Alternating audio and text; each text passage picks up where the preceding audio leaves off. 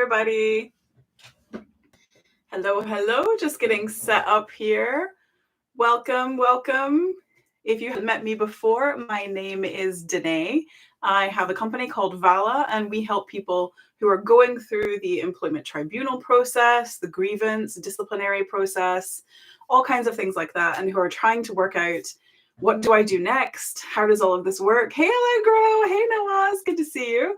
And I am live on both YouTube and TikTok simultaneously. And if you haven't met me before, the way that this works is you can just ask a question in the chat and I will get to as many questions as I possibly can.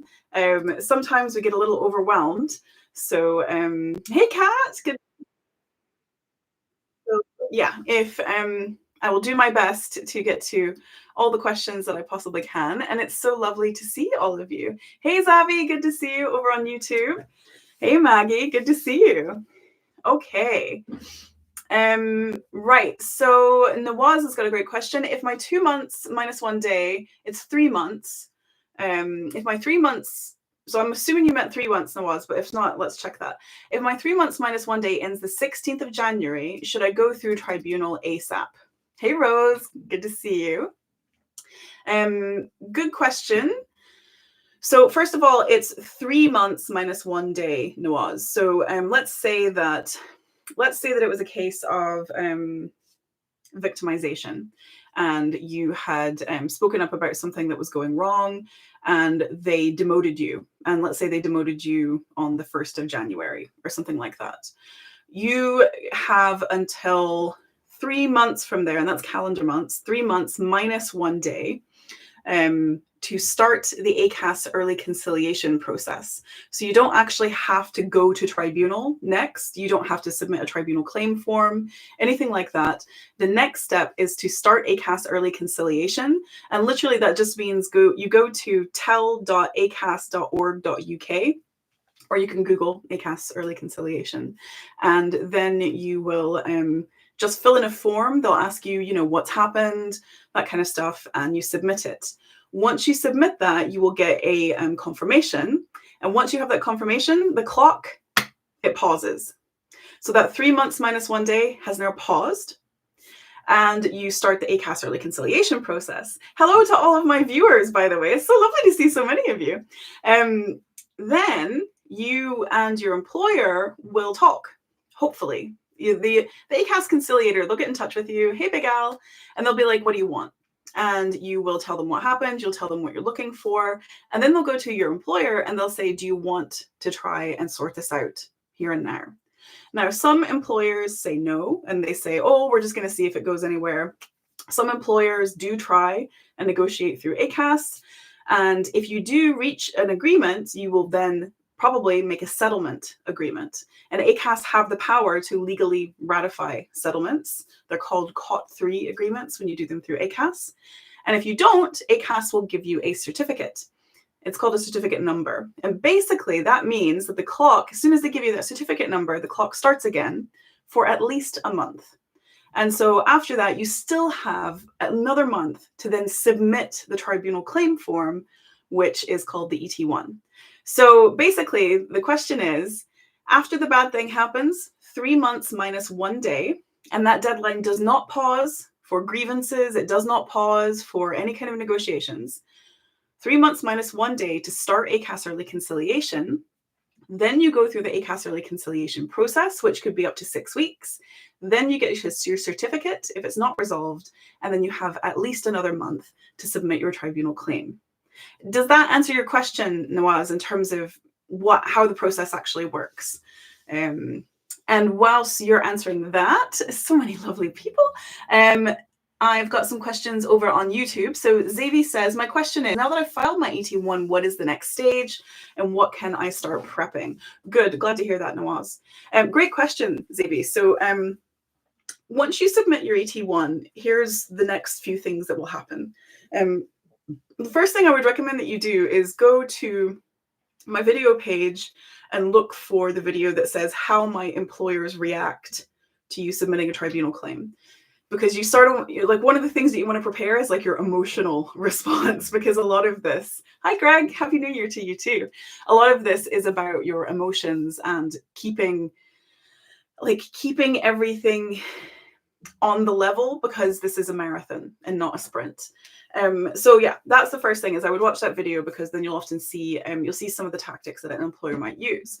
The next thing that happens in the process is the tribunal gets in touch with the employer, and the employer is asked to submit what is called an ET3 document within 28 days.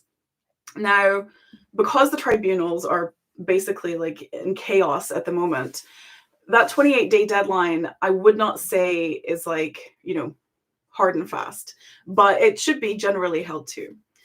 They might not, the tribunal might not pass along the ET3 as soon as they get it to you, though. So it's worth checking in with the tribunal to see if that's happened. Then, once the ET3 has come, and I have so much to tell you about the ET3 as well, the short version is it will be awful. It will be an outright denial of everything. Try not to freak out when you get it. The next thing that's going to happen is probably a preliminary hearing. Now, that is just a business meeting. I remember, I think it was Kat who said, it was way more chill than they were expecting it to be. It's a meeting where you decide some of the basics of the case, like when is the actual hearing going to be, how many witnesses are there going to be, what are the legal issues, etc. So if you want to, Kat says it was super informal. So if you want to prepare for something, the next thing that I would prepare is for the preliminary hearing, and specifically for the list of issues. Now, the list of issues is the most important part of the PH, and I have other stuff that I can tell you about that, but that's a good starting point. The other thing that I would prepare is a chronology of everything that happens, because eventually you will be asked for a witness statement. And so you can use Vala and start building out your timeline, but start making sure that you've got all of your evidence organized and tidy and easy to reference. That will make everything easier as well. Okay, hopefully that helped, Xavier. Maggie, I will come back to you, but I'm going to move over and see what other questions I can answer here on TikTok. Right, let's see. Hey, am I able to get my annual leave hours while in suspension into the new year? Exile, that's a good question. I would double check your contract, but my understanding is that things accrue while you're suspended. So that's the question. I believe that things still accrue, like holidays, whilst you are suspended, but your contract should have that information. If your contract doesn't have that information, if you search for that term, suspension holiday accrual, that should give you what you want. It'll probably be on Acas. Right, so Kat was saying, I need to do my list of documents and dreading it. So many such admin. Yeah. And Yolanda saying that yes, holidays do accrue. So yeah, Kat, just so everybody else knows, the list of documents is something that comes a little bit later, but it's useful to understand how that works in the process, especially for you, Xavier, because it's not something you need to worry about yet, but it will come. And yes, we literally have a preliminary hearing prep package if you go to the coaching section of the website. So the list of documents is part of what's called the disclosure process. And everybody kind of thinks that when they submit their tribunal claim, that's it. They're going to be ready. Like, let's go. Let's make the argument. Let's do the evidence. I'm ready. I'm going to show my evidence. And it takes forever to actually get to that stage. You have to go through the preliminary hearing first, and then you go through disclosure, which is when you and the other side start giving evidence to each other to form the evidence bundle. And the first step of that is to just list all of the different pieces of evidence that you have. And that's called the list of documents. And that's what Kat is referring to. Then you look at each other's list of documents, and it's like a pick and mix. You go through and you say, I want that. Oh, I've already got that.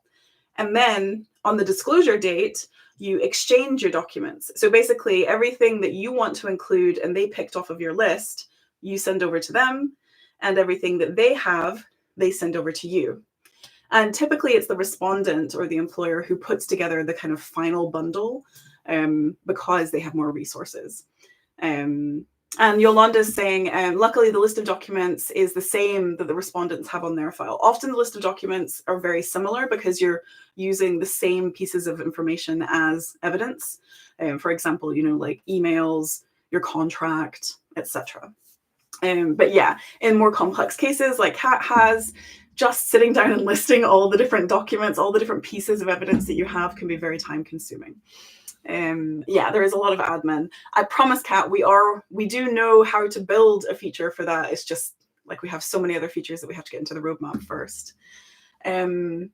Right. So Maggie, I know conversations through early conciliation are confidential, but the employer threatened a counterclaim during the process for something I don't think they have any evidence for. Can this be used as evidence of retaliation? So that's a great question. Somebody on TikTok will remind me, because you keep reminding me of the term to look for. I think it's undue something or other. So protected conversations during early conciliation is it's only protected under certain circumstances, which is getting to the heart of your question, Maggie. So it's not protected if they are not in good faith trying to negotiate with you, and only negotiation kind of materials or only negotiation content is actually protected. I think it's called undue. Oh, I can't think of the term. I need to write it down. There is a term, unambiguous impropriety. KC to the rescue. I'm gonna write that down because I've had to get all of you to remind me about that term like 3 times now. So let's just write it down so that I won't forget a 4th time. Unambiguous impropriety. So that is the term that you want to check out, Hannah or Maggie, and see if that fulfills see if that matches the situation that you think that they are doing. Casey's saying that there's a lot on Google about it. So I know, for example, that Donna, who co-hosts the Employment Tribunal support group, I know that she managed to get part of her without prejudice conversations looked at because of something like unambiguous impropriety. So yeah, definitely is possible, but it needs to be unambiguous. And so depending on how they're doing it, you may or may not get it to go in, but you can ask the judge for without prejudice or negotiation conversations to be included on that point. I'm so glad that was helpful, and thank you, Casey, for the assist. When is the next support group for the Employment Tribunal? Great question. Let me just check that while I'm talking to you. I think it's soon. It is on the 11th at 1:30 p.m. So if you want to sign up for the next, thank you, Allegro. Allegro knows. If you want to sign up for that, then if you go to vala.uk and go to webinars or events, I can't remember if it's webinars or events, you will be able to sign up for that. It is free. And yeah, we get a huge, wonderful audience. We will be looking for more volunteer moderators for the support group, and that's basically just people who have been to a few support groups. We have a lot of breakout rooms, and they want to kind of help make sure that everybody gets to talk in the breakout rooms, and there's no like accessibility concerns that haven't gone addressed and things like that. So if anybody is interested in volunteer moderating for that, just drop me a DM or something like that. Okay, right, let's get back to all of the questions. I've just got to move my tabs around again. Oh, I'm helpless when I move my tabs around and everything's broken. Okay, here we go. What does moderating involve? It's coming onto the Zoom about 15 minutes early, and then we just show you how to use the controls. We make you a co-host on the Zoom, and then when we go to breakout rooms during the support group, you would be in a breakout room, just making sure that people don't dominate the conversation, that somebody who's in the chat maybe and doesn't want to speak is still being heard, stuff like that. So yeah, it's pretty low key, but it's really vital, just to make sure that people are more comfortable when they're in such a difficult situation. Okay, cool. Right, let's go back to questions. I have so many. So many questions. Let's try and let me try and do rapid fire stuff and see how many I can get through that way. Okay, so Big Al, nice to see you again. Great question. Happy New Year, Greg. Looking for your next question. Looking for your question, Big Al. I can't find it.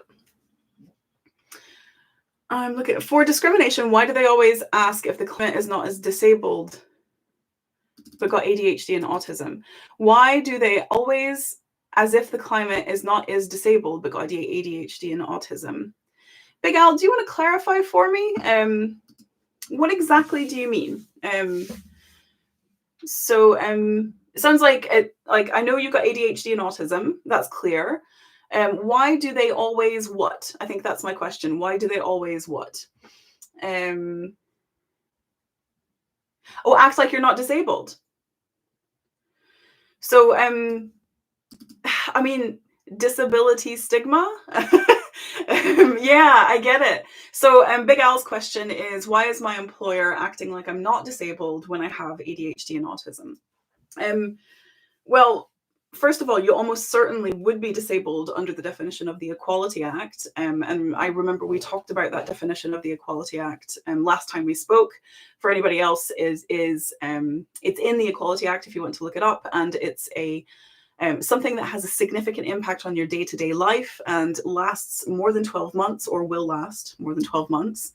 So ADHD and autism both often are classed as a disability because, we all have things that impact our daily lives with both of those things. Why would an employer not take it seriously as a disability? Probably because they don't want to accommodate it. They don't want to change anything, and they want to make the problem you instead of the problem that they have an accommodation problem. And so that's unfortunately often why an employer doesn't actually recognize that you have a disability. And as Kat is pointing out, then and Yolanda's pointing out, when you move further through the tribunal process, so let's say your employer tries to pretend you don't have a disability at work because they don't want to accommodate it, you take them to tribunal for it, the next thing they will do is they will make you prove that you have that disability, because as Colatron pointed out, the definition of disability is very broad, but there are very few disabilities that are automatic. Most of them you have to prove. I think cancer, for example, is automatic, but most of them you do have to prove.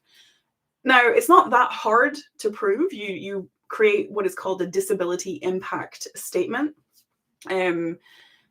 But it can be, so it's not hard in the sense that, it's not like 7 million boxes to tick, but it is very vague because you really only have that it lasts for over 12 months and it has a significant impact on your day-to-day life. And if you have to prove it in tribunal, as Colatron is saying, it becomes something that your employer can do to make you feel awful and make you want to drop your case, to demoralize you. And so often an employer will know full well that you are disabled, but will make you prove it in the tribunal in order to demoralize you. Often, the tribunal has to go along with that. They have to agree that it is worth you proving, and they aren't taking it on face value. Sometimes they will just take on face value that you have the disability. But if you do have to prove it, you have to do what is called a substantive preliminary hearing. Sometimes it gets rolled up into the final hearing, but typically what will happen is you'll file your tribunal claim, the employer will come back and they'll say, Big Al doesn't have a disability, he's going to have to prove it. And then you'll go to your preliminary hearing and the tribunal will say, okay, all right, well, Big Al is going to have to prove that he has a disability. So let's schedule a substantive preliminary hearing in a month's time. Then you have to go and get your doctor's evidence. You have to write a disability impact statement and then go back for a substantive preliminary hearing where you bring all of that evidence, and then your employer, they start saying, oh, well, you say this here, but what about this other thing? It sounds like Colatron could probably tell you more about the FAFI questions that you get asked. So yeah, so that's the way it works. But as Colatron is also saying, love you, Colatron. I think you're new. Great to meet you. I've had judges caution respondents to not do it if it becomes clear what the ruling would be. So there you go. So if the judge thinks that it is genuinely in question as to whether or not you have a disability, you might be asked to prove it. We have a service that can help you put that together. It's for a substantive preliminary hearing, but the key thing that you would want to Google or prepare is called a disability impact statement. Right. Hey, Marsha. Right. Let me see. Okay, more questions. So any idea of how long the backlog in the courts is? Still waiting for the record of a third preliminary hearing since my mid-November. Chasing and gotten it, not getting much. Joe, it depends regionally. I think up here in Scotland, it's not moving too slowly, but I think down south, especially in London, it's moving really slowly, like months to hear back from the tribunal on anything. Which area are you in, Joe? And then Casey had a question. Any thoughts on adding an individual named respondent to my claim? A 2-day PH scheduled for early Feb. Could it tactically help? So I think, Casey, that's a good question. And I honestly don't know about the tactics of it well enough to be able to answer your question.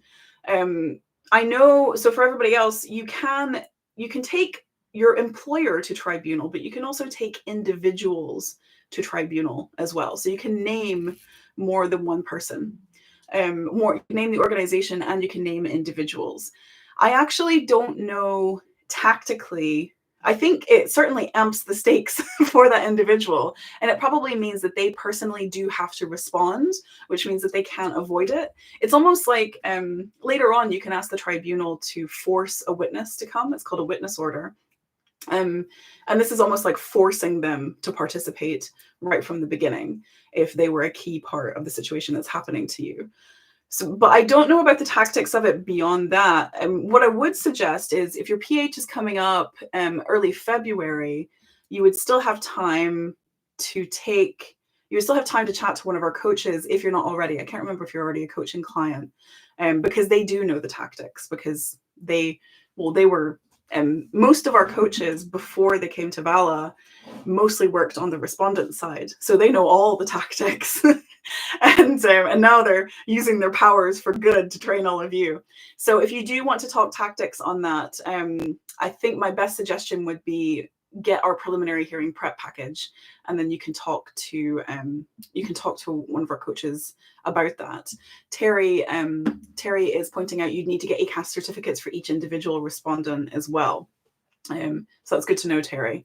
So yeah, I'm afraid I don't know enough about it, but I will find out from our coaches because I know that they will know about it. Colatron's asking, find out more about coaching. So let me just explain what coaching is. So we have a number of lawyers or HR professionals, or basically people with tribunal experience, who help you represent yourself. That's the basic idea of our tribunal coaching. And that's why we call it legal coaching, even though they are lawyers, because they're not representing you. It's not like a traditional law firm, because our whole point of VALA is to keep the cost down so that more people can actually, access the tribunals. And so, for example, we have a preliminary hearing preparation package, and that is where, say it's a case management preliminary hearing, you get a certain amount of time with the coach, and we walk you through the case management agenda, answer your questions, help you figure out what your list of issues is. It's basically just like answering all the questions, talking tactics with you. We also have just general tribunal coaching for like the later stages. And Colatron is desperate to use their powers for good. Get in touch, Colatron. We're always looking for coaches. And so later, we'll help people with, say you buy a 3-hour package because you just want to learn about cross-examination and you want to get ready for cross-examination. Then our coaches will sit down with you and help you learn how to cross-examine and rehearse with you and things like that. So that's what the coaching stuff is. Okay, right. So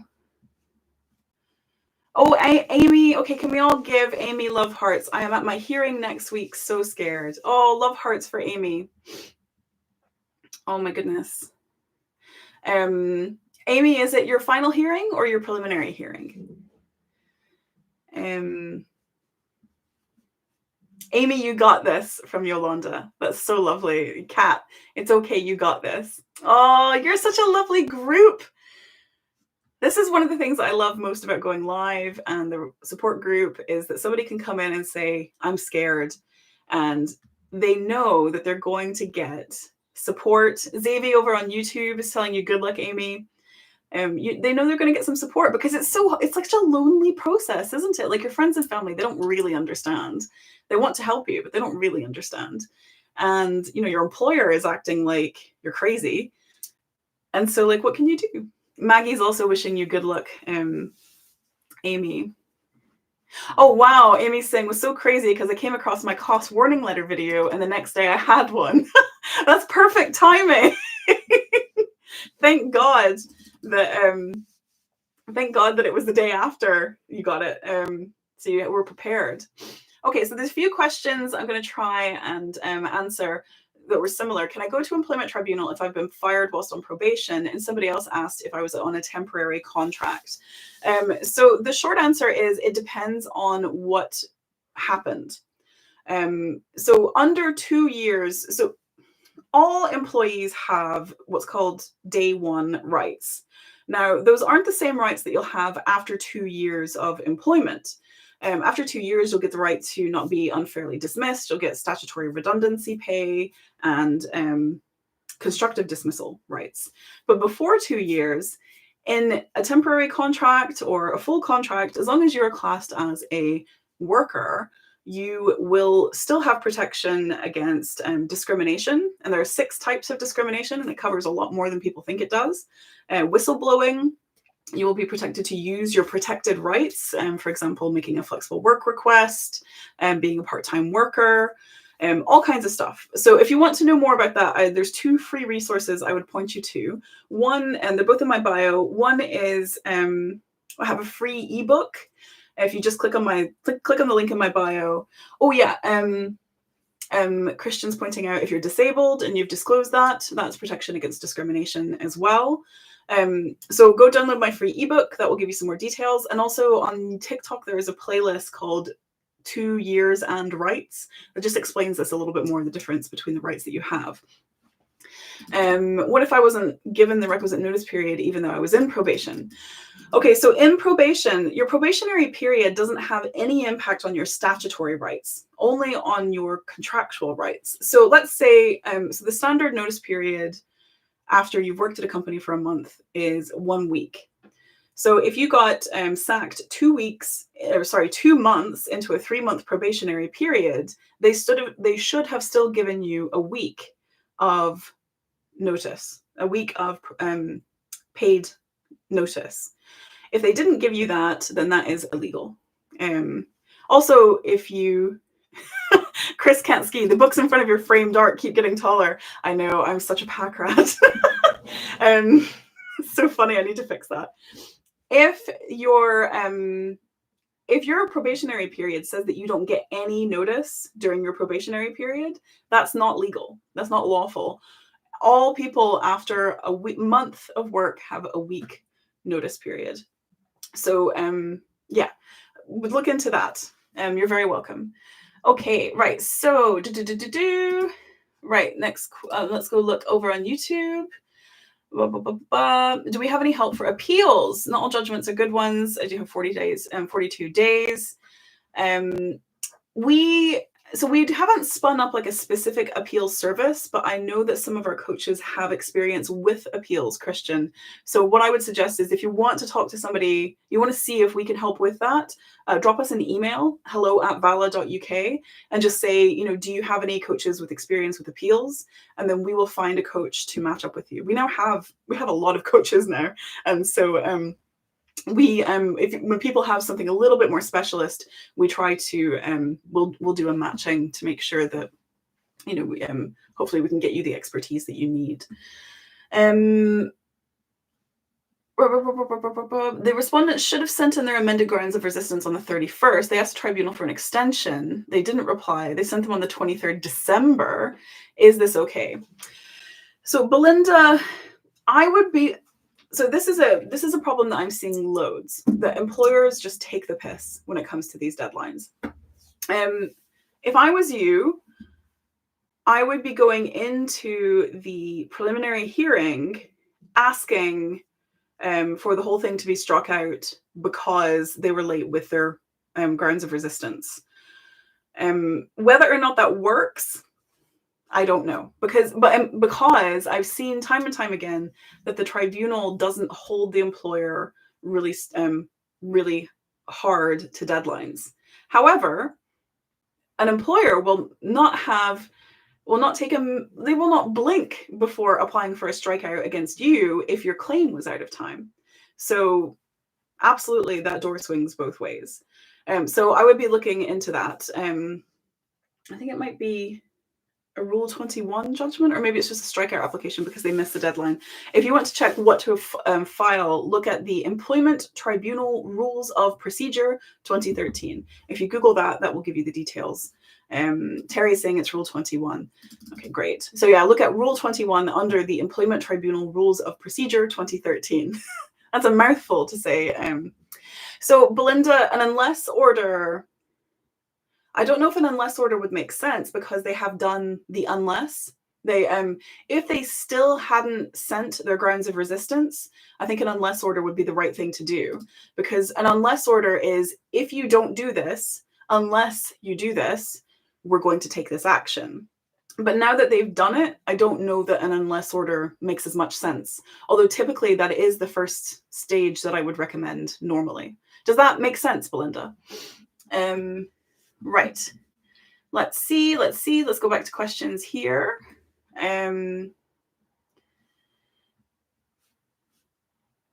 Yeah, Casey's pointing out. So this is why I think you should be able to. This is why I would apply for the strikeout. They're actively abusing within. They're acting abusively within the proceedings. Yeah, like the employers, they'll take the piss anywhere they can to try and demoralize you, and so yeah, which is so frustrating. Okay, let's try and get some more questions here. I'm so sorry. Oh, you meant yours.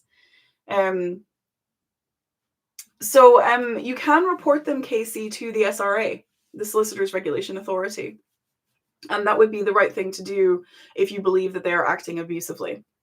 So yeah, that is going to the Solicitors Regulation Authority is how you report a solicitor, basically.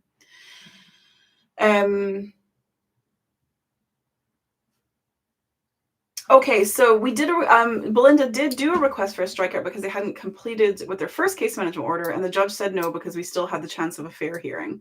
That's that door also swings both ways, Belinda. So in the same way that you probably wouldn't your case to be immediately struck out if there was still a chance for a fair hearing, typically judges have leniency on both sides. It's just that one side is way more aware of it and way more likely to abuse it. So yeah, if you think it's going to annoy the judge, I don't know if you've already tried an application for strikeout. This tactic stuff, again, tribunal coaching. That is the best recommendation I have, because the coaches that we work with, they see it every day.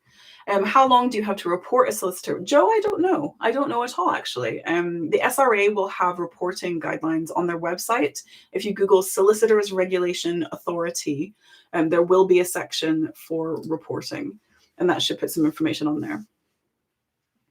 Okay, no witness. Somebody's asking about witness statements being required. Oh, hold on, I've missed a question. Quietly soulful. So many questions. I have a preliminary hearing in March. Will I need to submit a witness statement?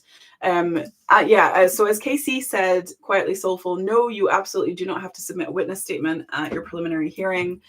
Just a few things to clarify there. One is that's assuming that it is a case management preliminary hearing, where you have a case management agenda to go through. That is much more like a business meeting. Your witness statement will get submitted as part of the bundle and then used for the final hearing. If you do have a substantive preliminary hearing, like the one we were talking about with Big Al, where maybe you have to prove you have a disability or prove that your case isn't out of time, you might have to do like a little mini bundle for that. And they might ask you for something like a disability impact statement, but not a full witness statement. Also, tribunals in Scotland don't typically have witness statements submitted in advance. You just arrive on the day and then answer questions and say what you want to say. Just for people who are in Scotland, so that you know. Okay, so let's go back. I love how you explain things. Oh, thank you, Sasha. That's so kind. That is what I'm trying to get done. Great. Right. Can disciplinary start while you were off sick with mental health and occupational health confirm not fit for meeting and written? Yeah, Shabs, no. Like, no, they can't make you rock up and attend a meeting if occupational health is saying that you're not well, and if your doctor is saying that you're not well. If you're sick, you're sick. So yeah. What about advice? Okay, so tomorrow's Big Al's preliminary hearing is tomorrow. Good luck, Big Al. On the phone, will the judge take favor of my disability, and what happens after that? So Big Al, based on the questions that you're asking, I think I would definitely recommend, I mean, your PH tomorrow, we can't help you with, but if you can afford to get some support either through us or definitely even going to your citizen advice or somebody like that, I would recommend that you do it, because I don't want you to have to stress out about this stuff.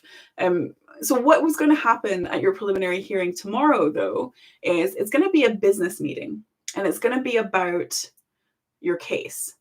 It's going to be about how many witnesses you're going to call, how many witnesses the employer wants to call, maybe none. It's going to be about the dates, making sure everybody's free. And the employer might try to make you prove that you have a disability. And the judge might decide that they want you to have to prove that, but they're not going to spring that on you. You don't have to bring the proof to that at a case management preliminary hearing. Not unless the judge has said, you have to bring this information. Oh, you've already done that. What have you already done, Big Al? Make sure. Sorry, I think I've misunderstood. My employer hasn't sent any evidence. Does this mean they don't have any, as we are only 5 days away? Oh, wow, Amy. So Amy, does that mean that they haven't sent the bundle? That's very confusing.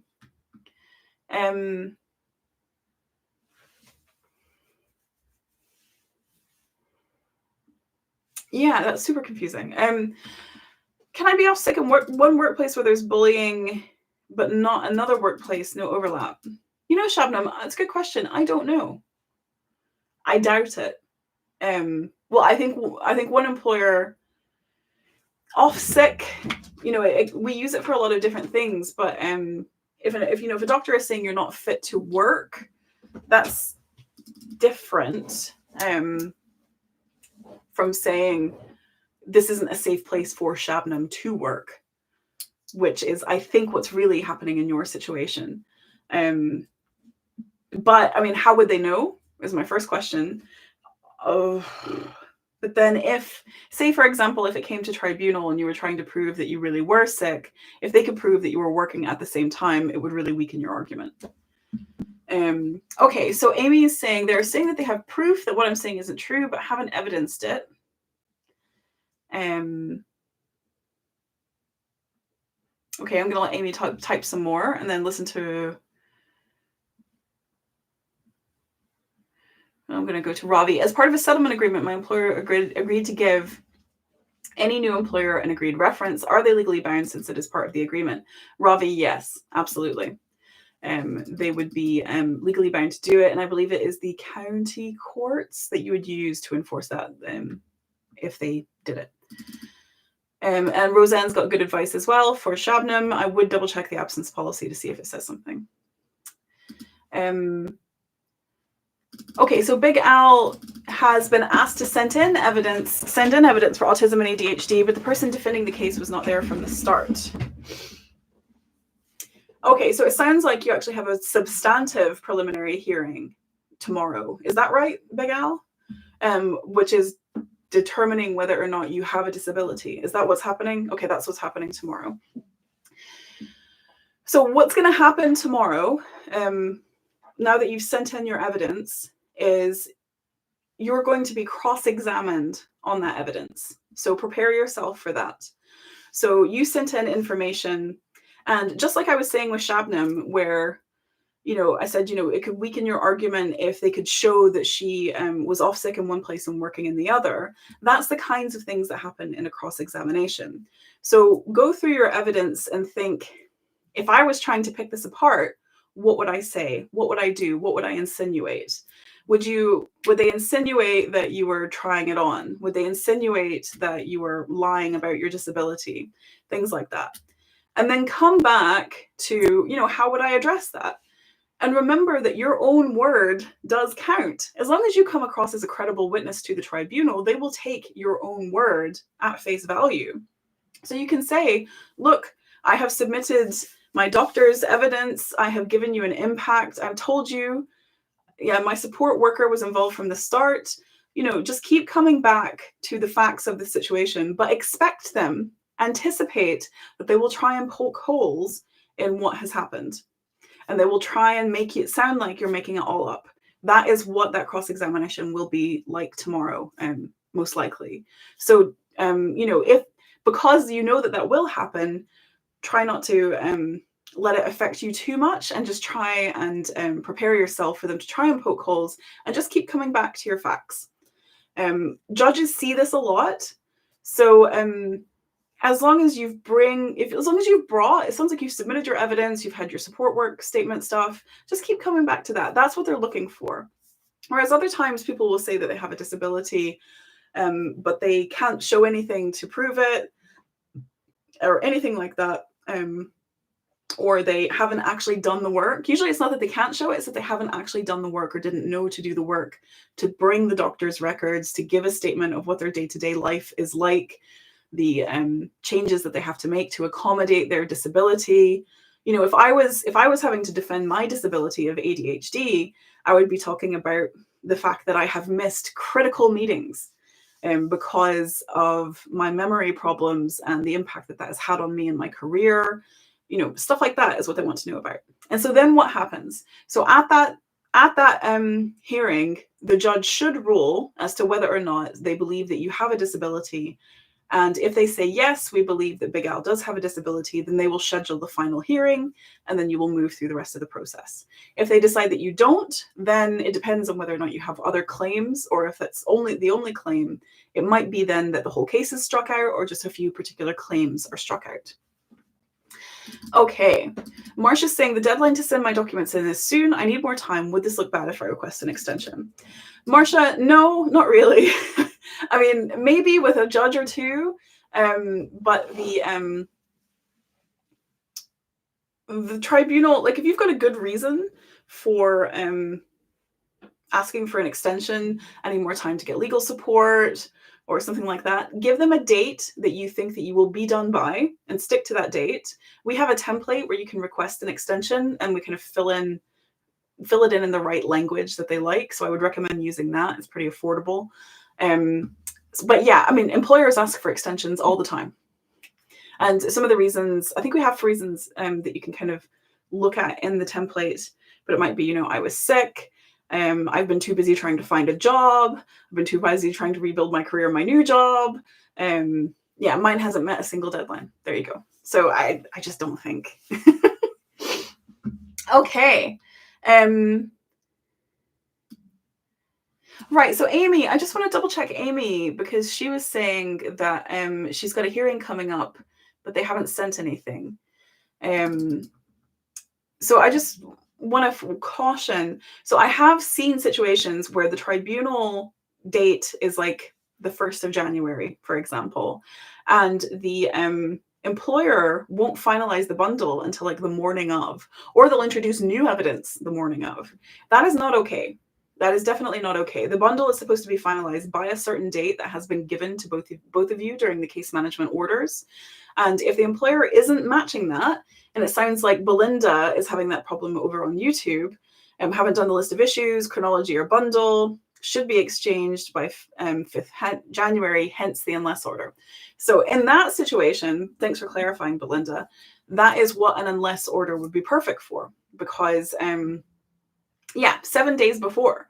So if they're not meeting that 7 days before, requesting an unless order is a great idea. That's called it's unless because it's like an or else.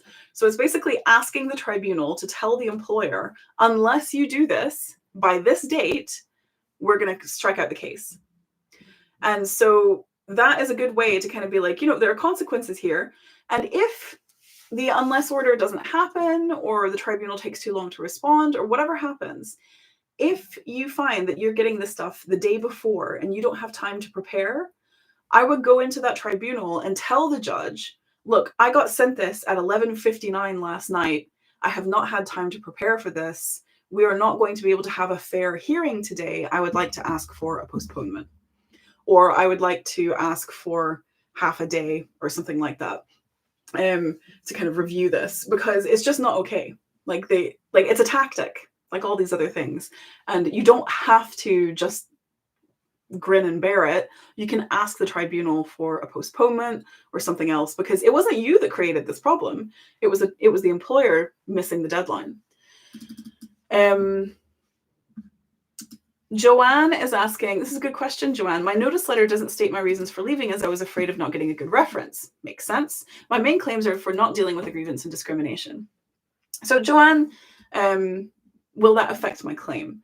Good question. So typically we see that the notice, the resignation letter, it's critical in cases where it's a constructive dismissal, but it's not as critical everywhere else. And that's because constructive dismissal is a very specific legal thing where the employer has created an environment that has so fundamentally broken the implied terms of trust and confidence that you cannot continue working there.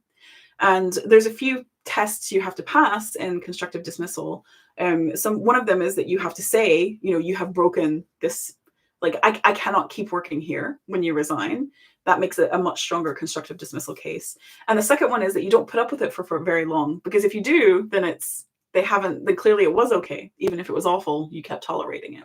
So in that kind of a case, a resignation letter is very important. In other cases, I don't remember it coming up as like a big issue.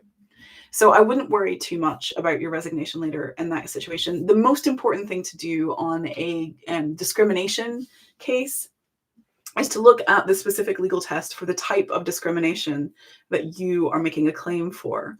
So for example, direct discrimination is one person treating the other person less favorably because of that protected characteristic. Indirect is that it's treating a whole group of people less favorably. Victimization, reasonable adjustments, etc.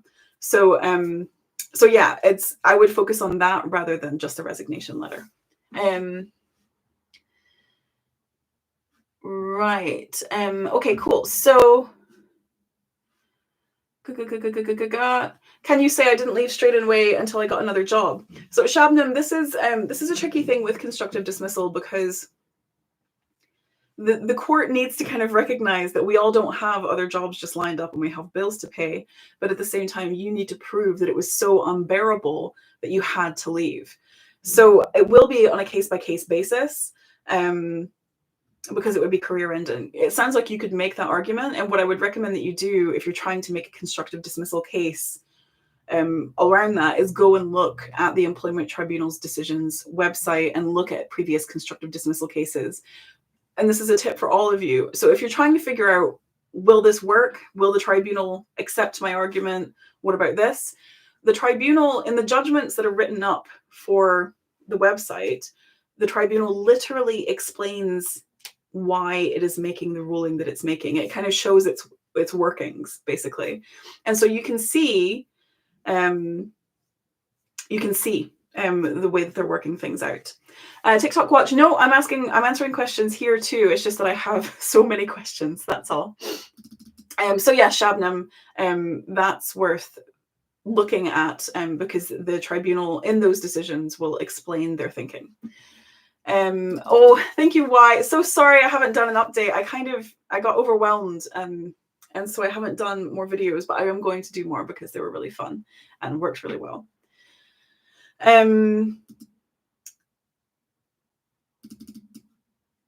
Yeah, Yolanda is reinforcing my point about going and looking at the tribunal decisions website. She's saying that she did that, and that's what helped her gain confidence to go ahead. Okay, so Kat says this is about disability proof. I don't have evidence that I'm not a candidate for surgery, but was told this. Will the judge listen? If you were told it by the doctor, then your account of being told that by the doctor counts as evidence. And if you can say, it was at this appointment on this date, if you could get the doctor to confirm that, because remember, they will have notes from their appointments with you, that would be even better. So I would try and get that. But and doctors, doctors are used to being asked for evidence for employment tribunals. It's, it doesn't happen every day, but it's certainly not like a bizarre request to make of a doctor. And remember, they do have notes. So I would go back and try and get them to confirm it, but your own account of I went to the doctor on this date, this is what I was advised, that also counts as evidence. And the thing, will the judge listen? This is what, if you look at the tribunal decisions, this is a question, this is an answer for everyone.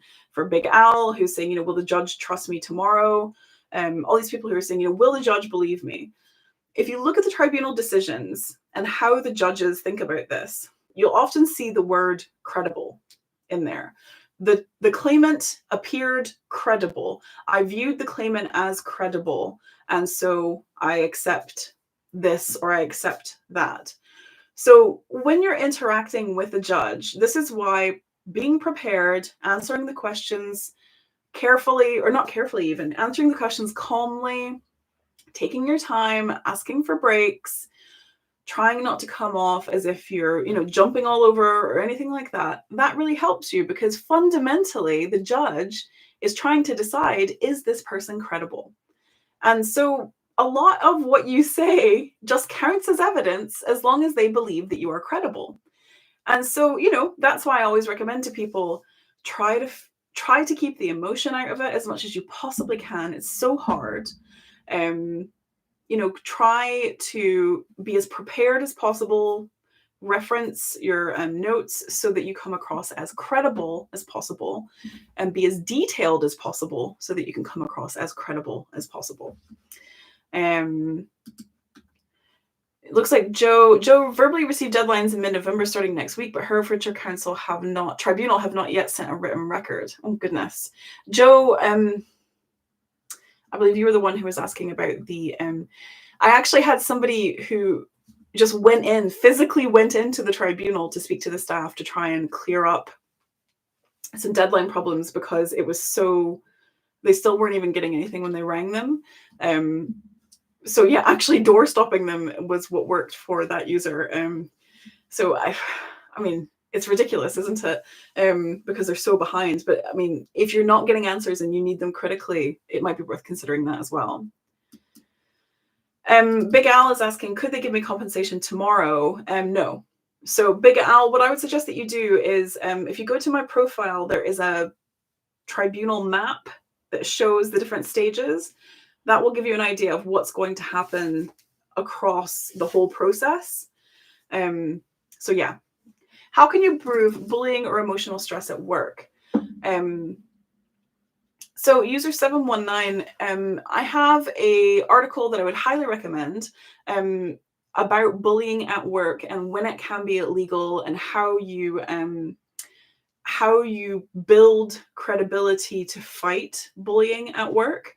So if you go to my profile and click on the link in the profile, and you'll see the big, I think it's like big bullying guide or comprehensive guide to bullying at work.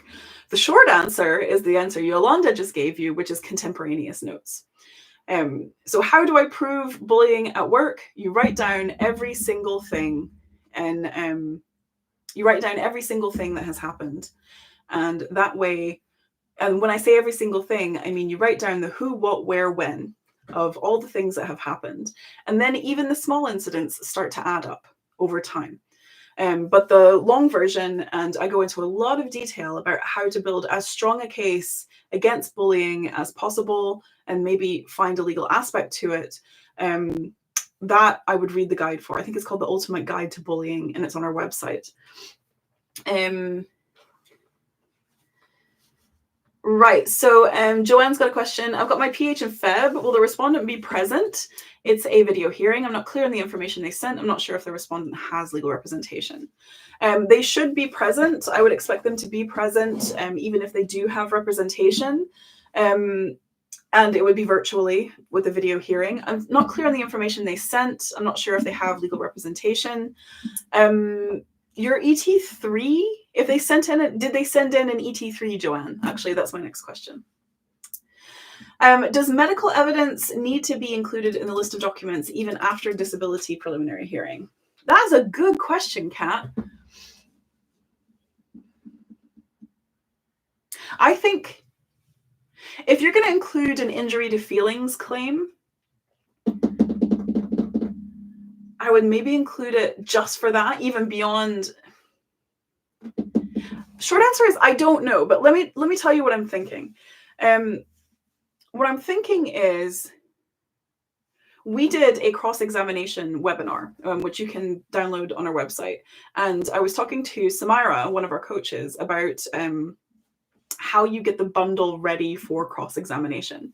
Because cross-examination is where you finally get to catch out the other side, right? And you kind of get to go, aha, but on this date you said this. And that's, that's what you put in the bundle. But she said something else that really stuck with me. She said, don't forget to put in the bundle evidence of the impact of any discrimination on you for your injury to feelings claim, or any other remedy claim.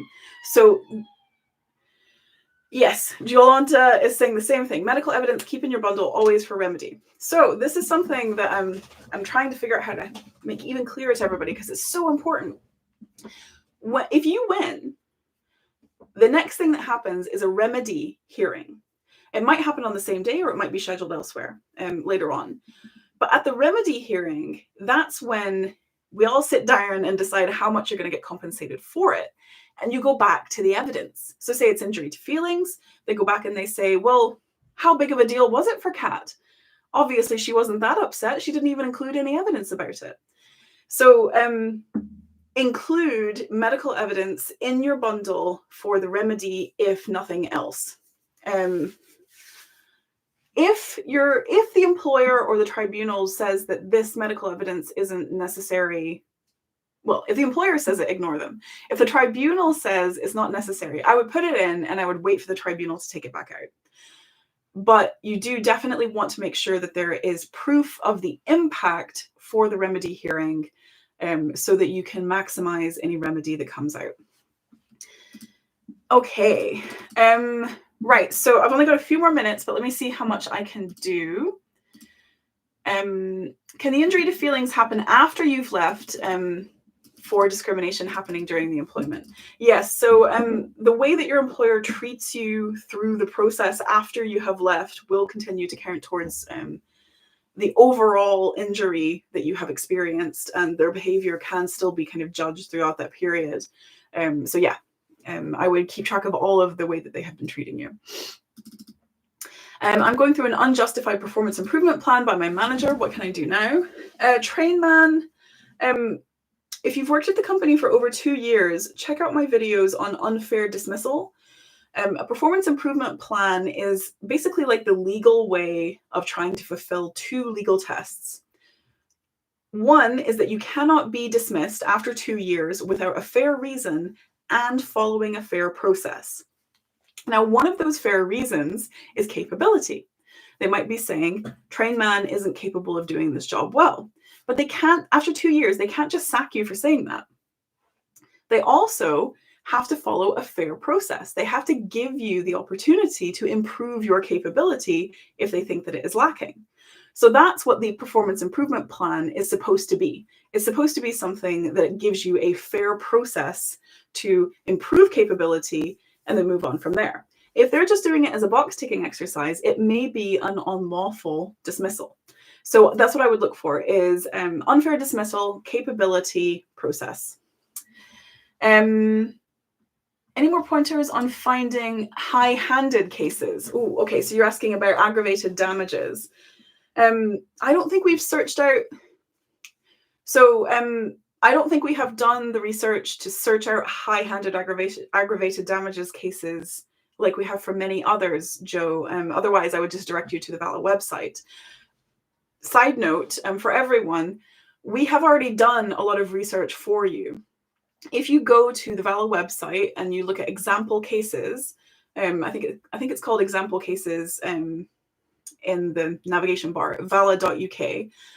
We have gone through the tribunal decisions section, and we have found cases relating to all kinds of different issues. Discrimination, disability, unfair dismissal, etc. And we've summarized those cases for you. So definitely go to vala.uk and look for example cases. However, Joe, I'm so sorry, I don't think we have done that. I don't think we have done that for aggravated damages. Oh, some lovely feedback from people. What if they have put you on an improvement plan and you don't have any adjustments for your disability? So, Kath, one of the 6 types of discrimination is a failure to make reasonable adjustments. If you go to my 6 types of discrimination playlist on TikTok, you can watch that and give you some more context. But yeah, they have to at least try to make reasonable adjustments for you. They can't just put it out of hand and then treat it like you have a capability problem and ignore your disability. Right. Okay, so I'm going to have to go. I've said this to management, but they ignore it. Well, the fact that you have said it then qualifies you for another type of protection.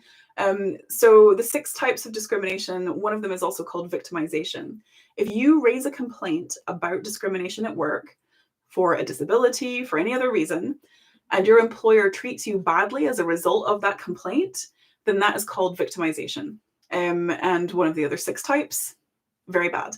So definitely check out my playlist, and the ebook, the free ebook in my profile as well would probably be quite helpful. KC, if an HR rep was listening in on Zoom at my disciplinary in order to prompt the other Zoom advisor, could that go under victimization? I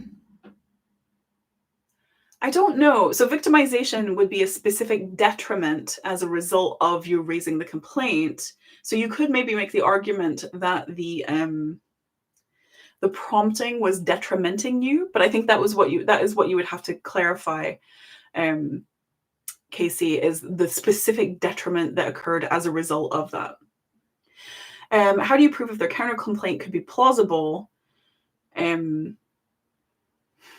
You would have to get a solicitor or someone like that to review it for you, or you would have to look at, what is their counterclaim? What are the legal tests for that counterclaim? Is it libel? Like, what are the legal tests for libel, for example? So what specifically, how I'm always banging on to all of you, what is the specific law, the specific claim? What is that? Claiming CV fraud. Okay, what is CV fraud? Is that fraud? Like, what is the statute that they are citing? Which court would they take you to? Would it be county court? That's the questions that I would be trying to figure out the answer to be able to evaluate how real that is as a threat. Because in its vague form, it's just terrifying. Whereas in its specific form, you then know what you're kind of handling. Even a discrimination complaint, NHS counter fraud. I'm so scared. I completely understand, Shabnam. I'm not familiar with NHS fraud, but there will be. So the decisions that you look on the tribunal website for, they will have the same kinds of decisions for the county court clerks and things like the county courts and things like that. So you can go find cases of NHS CV fraud And then you should be able to see how the court evaluated it to understand, does this apply to me? Is this really an issue? So that's how I would look at it. Okay, so last few things. Roseanne, even a discrimination complaint written to yourself and treated differently can be victimization. So let me give you the rules for victimization because it's so powerful, but it is very specific. So anyone, not just you, who makes a complaint about discrimination has a protection under the Equality Act. So you could be complaining about discrimination that happens to you, or you could be complaining about discrimination that happened to someone else. Either way, or you could be supporting someone in their discrimination claim, like coming with them to meetings, something like that. If any of those things happen, that's called a protected act. So, for example, the most gold standard of protected acts is to say the protected characteristic that it is relating to. So I believe that you are treating me badly because I am pregnant, because I am older, because I am young, whatever it is, whichever protected characteristic. Naming that makes it very good. Then, if they then detriment you, so say they make you redundant, they take away a promotion, they put you in a shittier office, they start bullying you, they sack you. If they do a detriment, that's the second test. And then the third test is that you can link the two so that they did it because you made the protected act. And often that's timing. Everything was going great until I spoke up about this, and then suddenly I was in the doghouse. That is often how you prove victimization. So yeah, I hope that's helpful. Right. I'm going to answer MC's question and then I am going to go. You're so welcome, Roseanne. I had a slip disc injury on duty 1.5 years ago. I keep getting relapses every few months. Will this satisfy the disability definition under the Equality Act? They put me on my development plan. My probation extended twice.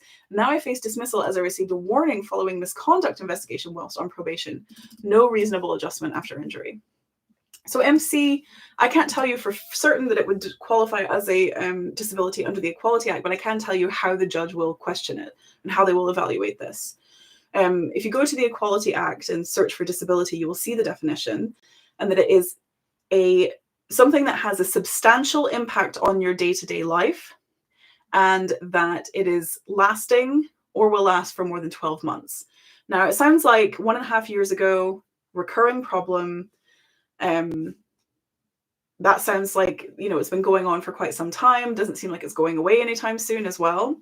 And so then you would be looking at talking about the impact that it has on you in your life. So maybe the pain isn't there every day, but maybe you never know when the pain's going to come. And so you've had to make adjustments in your life. Maybe you have to drive a different kind of a car, sit in different kinds of seats. You're not able to work at your desk for a certain amount of time. You're not able to hold down the same kind of hours, all kinds of stuff like that. So that is how a tribunal will evaluate it. If you Google disability impact statement, that is what you would be asked to write if you needed to prove that you have a disability, and that should give you a much better idea of how that would work as well. If you do end up needing to do that, we have help and we can support you with that through our coaches. Happy New Year, Jerome. Does it mean anything if the ET has just skipped a preliminary hearing and handed out case management orders on its own initiative? Great question. So we don't see that as often because we tend to help with disability and discrimination cases, which are more complex. But yes, that is a normal thing in, say, a unfair dismissal case. They call them the more straightforward cases.